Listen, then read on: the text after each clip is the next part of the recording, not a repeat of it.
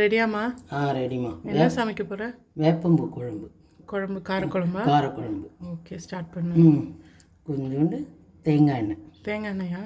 தேங்காய் எண்ணெய் யூஸ் பண்ணலாம்ல? எல்லாமே யூஸ் பண்ணலாம், எல்லா ஆயிலும் யூஸ் பண்ணலாம். தேங்காய் எண்ணெய் ரொம்ப நல்லது, ஓகே, நல்லாயிருக்கும் டேஸ்ட். Okay, super. எண்ணெய் காஞ்சதும் எண்ணெய் காஞ்சதும் வடகம் போடணும்.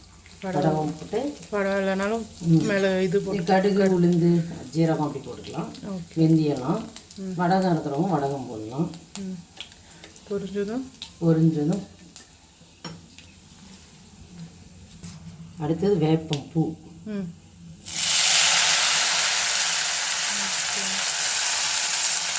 ஒரு கையளவு வேப்பம் பூ.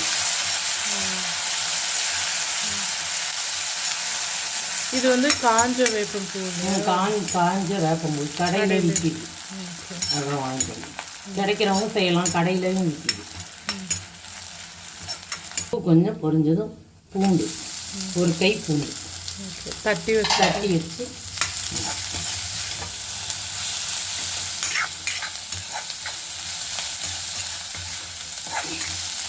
பூண்டு பாதி வதங்கினோடனே ஆனியன் 2 முழு ஆனியன்,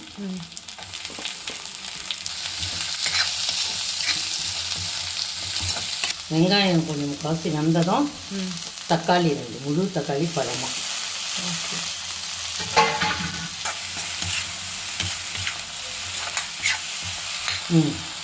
தக்காளி வதங்கினோடனே பெருங்காயம், மஞ்சள் பொடி,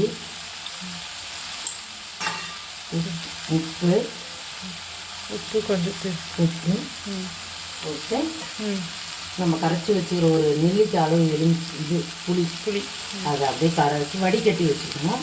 அதை அப்படியே கலந்துக்கணும். கரைச்சி வடிகட்டி வச்சு போட்டுட்டு மிளகாத்தூள் எத்தனை ஸ்பூன்? 5 ஸ்பூன் மிளகாத்தூள். குழம்பு மிளகாய்த்தூள், வீட்டு குழம்பு மிளகாய்த்தூள் ஒரு 5 ஸ்பூன்.